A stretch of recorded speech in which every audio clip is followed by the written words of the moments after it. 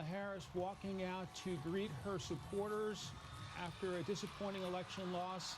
Let's go live to Howard University and listen in to Vice President Kamala Harris.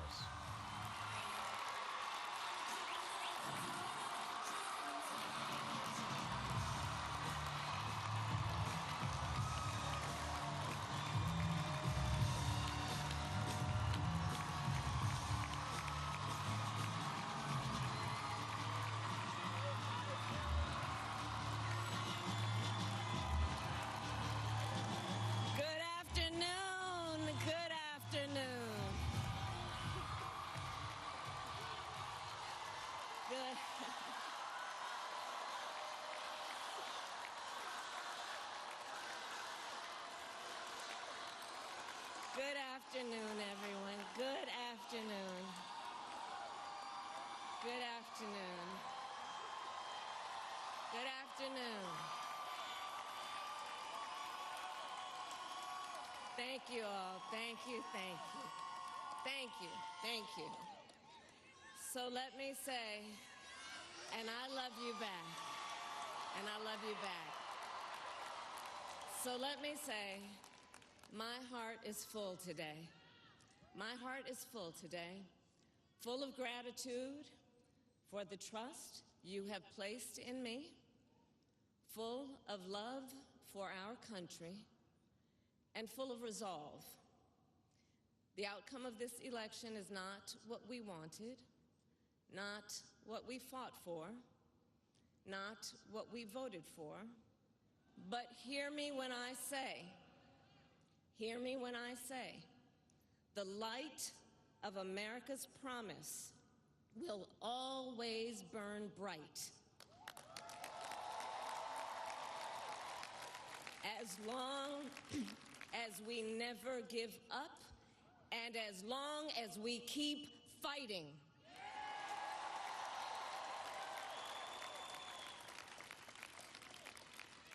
To my beloved Doug and our family, I love you so very much. To President Biden and Dr. Biden, thank you for your faith and support. To Governor Walz and the Walz family, I know your service to our nation will continue. And to my extraordinary team, to the volunteers who gave so much of themselves, to the poll workers and the local election officials, I thank you all.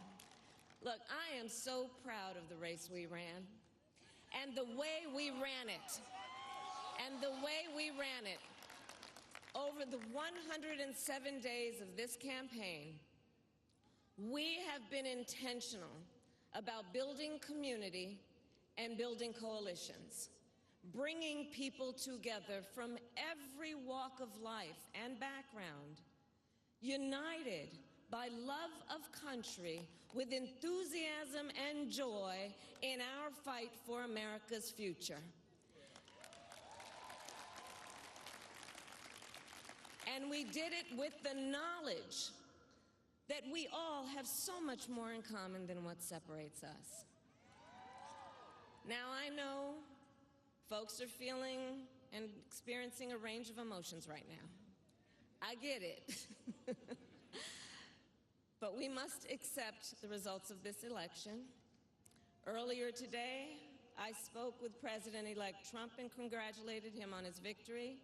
I also told him that we will help him and his team with their transition, and that we will engage in a peaceful transfer of power.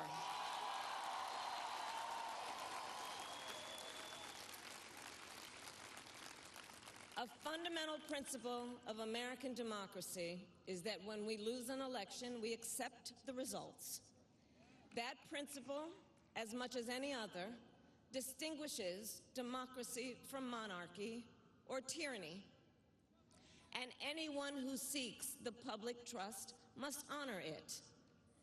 At the same time, in our nation, we owe loyalty not to a president or a party, but to the Constitution of the United States.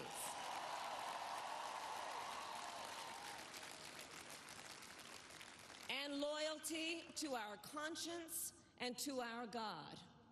My allegiance to all three is why I am here to say, while I concede this election, I do not concede the fight that fueled this campaign.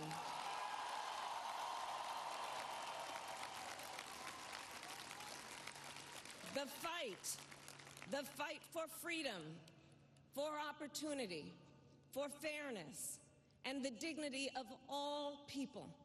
A fight for the ideals at the heart of our nation, the ideals that reflect America at our best. That is a fight I will never give up.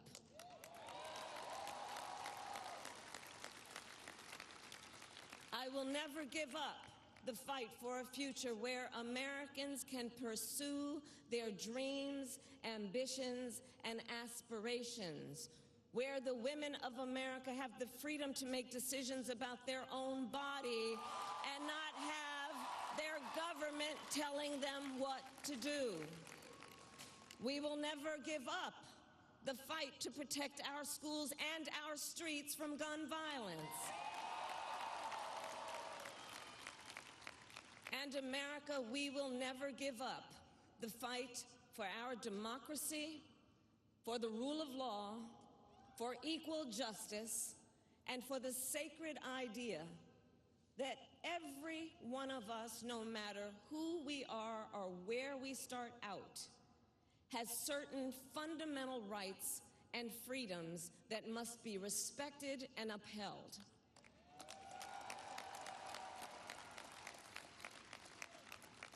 And we will continue to wage this fight in the voting booth, in the courts, and in the public square.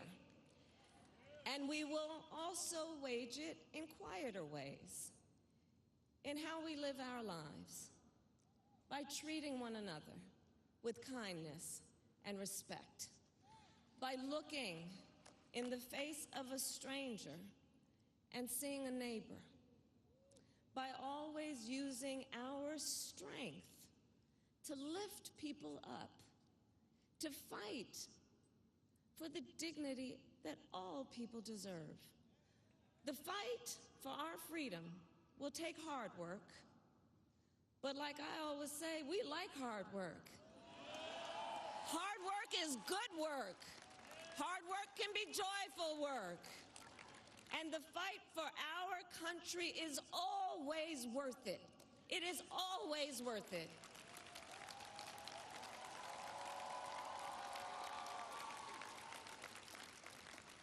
To the young people who are watching, it is, I love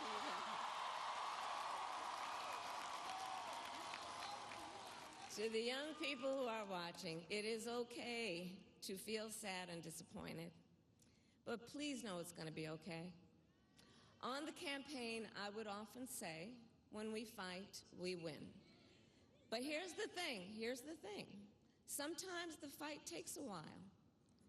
That doesn't mean we won't win. That doesn't mean we won't win. The important thing is don't ever give up. Don't ever give up. Don't ever stop trying to make the world a better place. You have power. You have power.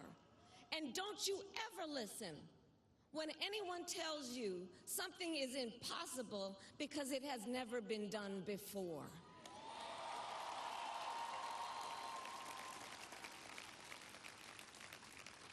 You have the capacity to do extraordinary good in the world. And so to everyone who is watching, do not despair. This is not a time to throw up our hands. This is a time to roll up our sleeves. This is a time to organize, to mobilize, and to stay engaged for the sake of freedom and justice and the future that we all know we can build together.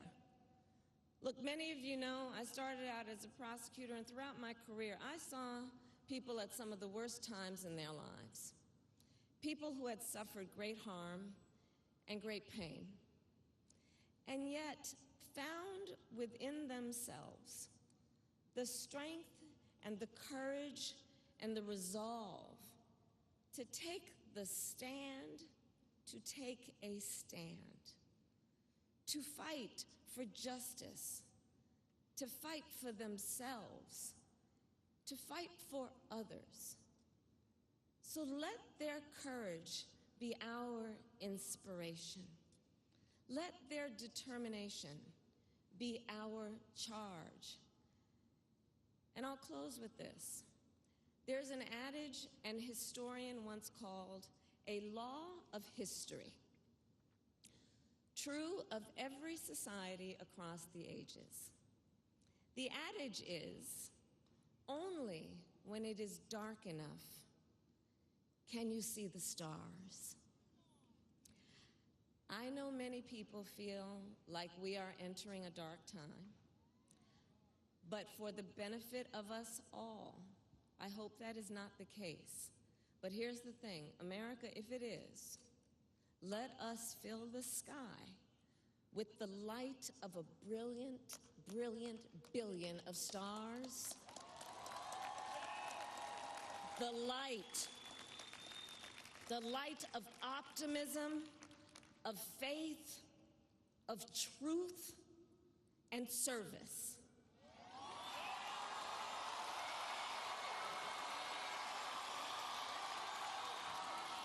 HU. And may that work guide us, even in the face of setbacks, toward the extraordinary promise of the United States of America. I thank you all. May God bless you, and may God bless the United States of America. I thank you all.